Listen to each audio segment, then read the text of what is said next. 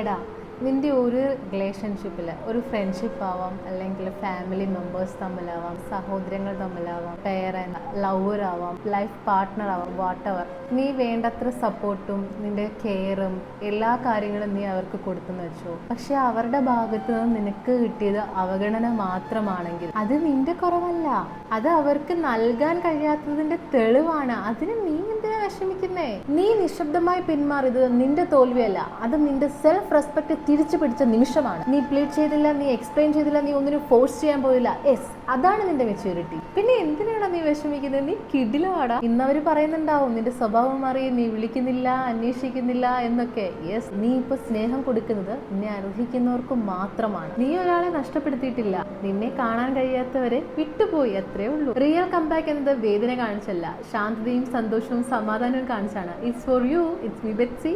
B happy. By.